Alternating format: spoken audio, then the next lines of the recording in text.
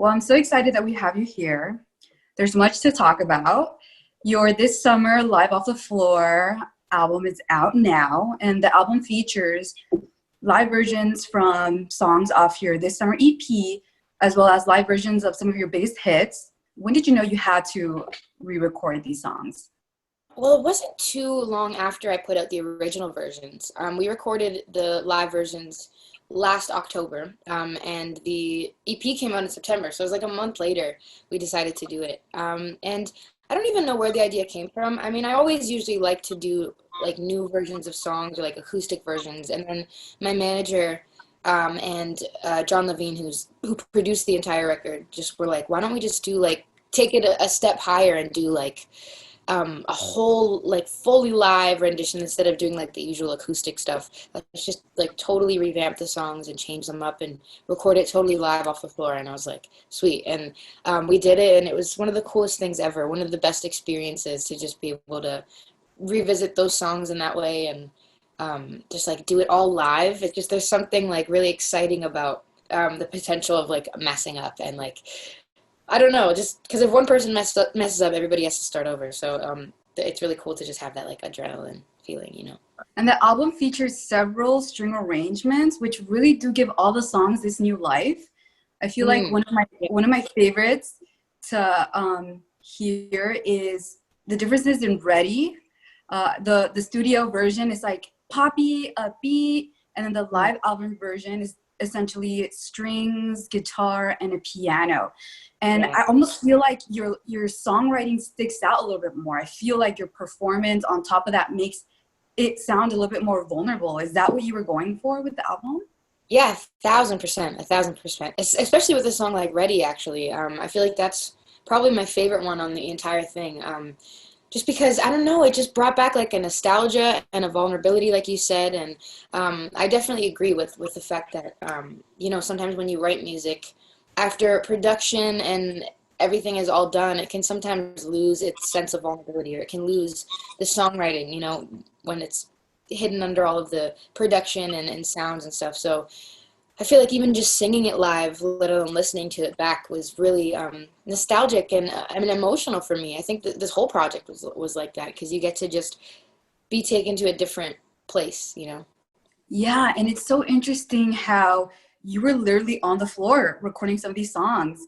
Yeah. How did being on the floor change your vibe? Well, I feel like it had like this campfire feeling to it. Well, when we did Like You, we were all like sitting on the floor in a circle. And it just felt like we were singing like, these songs that we had just written like at a campfire type thing. Like that's what it felt like.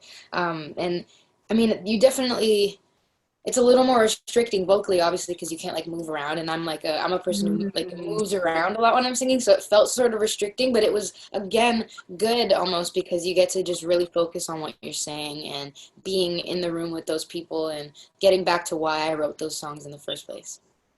That's so interesting because that sounds super challenging. Like I'm a person that sometimes talks with my hands, and I can't imagine like not being able to like use my hands to express myself. You also decided to release music videos of you recording in the studio with this album. Why did you want to do that?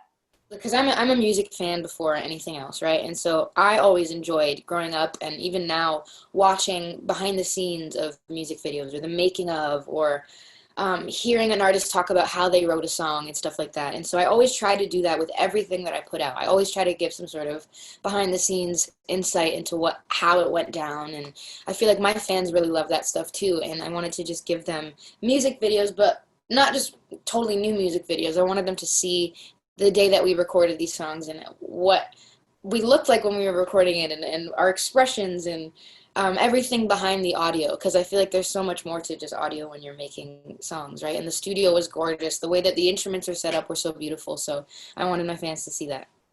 And I super love that you're wearing your hoops. Hoops mean business to me. So you're like there and you're like, let's do this. Exactly. I always have the hoops in. So you make this album before COVID, then COVID comes, and you decide to donate all proceeds of the album to Save All the Children. Why?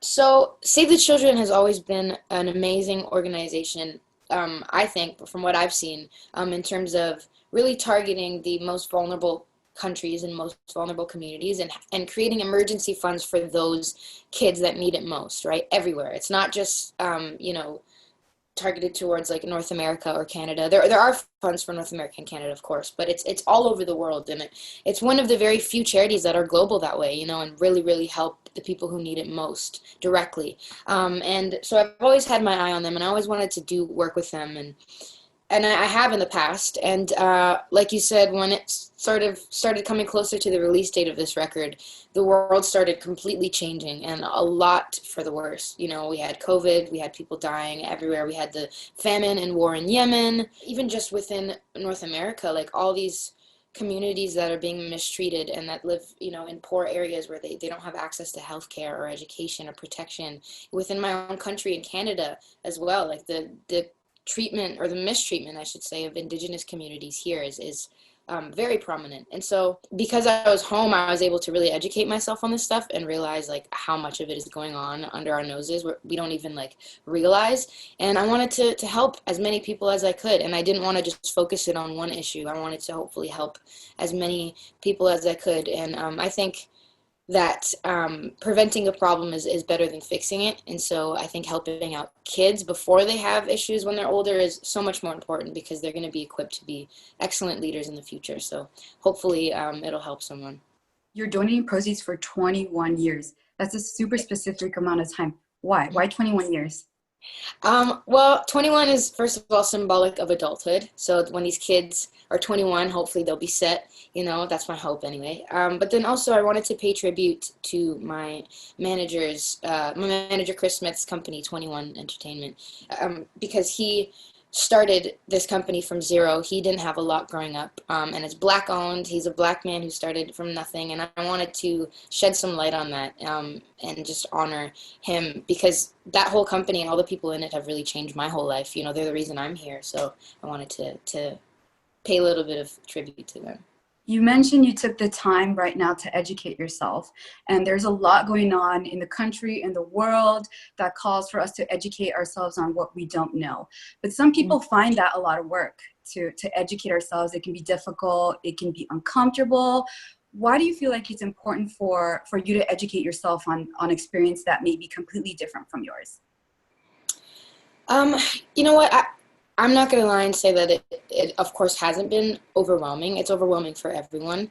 And it is challenging, because you're just, all of this information is just coming in at once, and it's hard to, know what to make of it. But every time I think that, I always revert back to thinking, all of my discomfort doesn't come close to the pain and discomfort and sadness and struggles that the people that we're reading about have to deal with. Like you look at these poor kids again in Yemen that are starving, adults and children, everybody over there is just like their life is falling apart. And then you look at, the racial injustices that go on within our own countries. Like those people have to live in discomfort every single day. And so the least that we can do as people of privilege is to read up on it and change it, and work on it for the better. Even if changing it means talking to a friend, or correcting a friend, or correcting a family member at a dinner table, or correcting yourself if you catch yourself thinking something stereotypical. It's little things like that. It doesn't always have to be, using a platform and speaking to thousands of people, because not everybody has that platform. But I think doing your part is so important, and sitting in your discomfort is so important. You can't shy away from it. You can't say, it's too much, I'm not going to read up on it, because people without privilege don't have that ability. They can't just turn a blind eye, because they're living it. So I think it's the least we can do, and I'm trying my best within my own life and in my work to talk about it. Another really cool thing that you're bringing attention to beyond this organization are the people behind your album. I know you shared on your Instagram all the writers that helped you put the album together. Why did you feel it was important for you to shed light on them? Well, I'm a songwriter myself, and I'm just lucky enough that I get to be an artist as well. But a lot of songwriters don't have that privilege. And if I were writing a song for someone else, or if I produced a song for someone else, or even played an instrument on someone's song and no one knew that, and everyone just thought that they did it all by themselves, I feel like it's not fair, and not that I do it for spotlight, and not that anyone who writes music does it for spotlight, but I think it's important to give credit where it's due, especially when the finished product is so wonderful and I'm so proud of it. I want to, shout out the people who helped me make it, because it wasn't just me. And I know that there are some things that I cannot do. I can't play strings. I can't conduct an orchestra, So I really wanted to just shout them out because everybody deserves, to be credited. And I know you're working on your next album. What Mm. can you tell us about that? It's still in the really early stages, so I don't have much information, but I am really excited about the stuff I'm making, if that says anything. And I mean, hopefully once COVID slows down and I'll be able to travel again, I'm going to try to just, you know, turn them into something more and more tangible, and we'll see what happens. But I've been writing a lot, so we'll see. I know you're starting out, but where are you finding inspiration now for the album? It's challenging, definitely, just because you're kind of stuck at home and there are a lack of experiences. I'm not, meeting any new people. I'm not really doing anything, so or even spending time with my friends or anything. So it's sort of hard to find new experiences. But I think within that, or within being isolated, there is a lot of inspiration just with your thoughts. Like a lot of things have come up for me. Because I've been sitting with myself a lot. So there's a lot of things that I don't like about myself that are coming up, a lot of things that I'm learning that are coming up. So I'm trying to pull from those things and create like a thing out of it. So every song you write about is based on your life, like every single one? Yes, mostly, or like a friend. I mean, Out of Love was the one song I wrote that was not from my own perspective on my last album. But actually, recently, I've been sort of trying to use my imagination more, again, because I've been in quarantine. So I've been writing songs that like are inspired by like old films or like dreams I had and stuff like that. So there's going to be a couple songs, if they do make the record, that are like made up and just about you know, like as if I were to write a movie, like what the movie scene would look like or things like that. Not too many, but there are going to be a couple like that I think fans will kind of be able to tell which ones are real versus which ones are more fictional. But I think it's kind of fun to do that too, and I'm having fun using songwriting as like storytelling, not only from my life, but just like from like whatever comes up in my head. So you're still kind of working. How has it been getting used to the new normal now that we can't be in studios and live music? It's super challenging because my job is very much connection based and human to human based, whether it's like doing promo like this or doing concerts. Like that's what my lifestyle looks like every day, and so not having that very abruptly has been sort of challenging. But I think it's forced me to rely on myself a little more, and so I'm trying to like produce and just learn how to like make music on my own and see what that looks like, or work remotely, which I've never really done. So, communicating with like people I work with via Zoom and stuff, and trying to navigate that. It's been like a really cool challenge, and I feel like I've learned a lot about myself as a songwriter, to be honest, when you don't have a lot of resources. Outside of music, you made your debut on the Willoughbys. Mhm. How was that for you? It was amazing. It was probably one of the most fun experiences of my life, and it was something I've always wanted to do. I mean, like I've always loved theater and drama and stuff like that in high school, but one of the specific things I'd always wanted to do was voice an animated character, whether it was in a show or a movie. And so when this opportunity came up, it was like actually checking off something that on my bucket list that I've always wanted.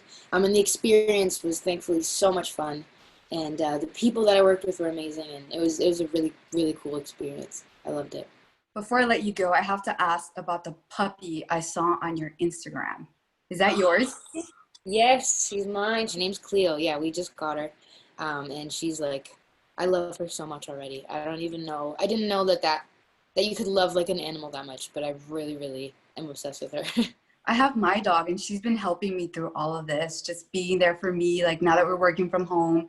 Do you find that your new puppy's helping you? Oh my goodness. Honestly, yes, like times 1,000. You're so right.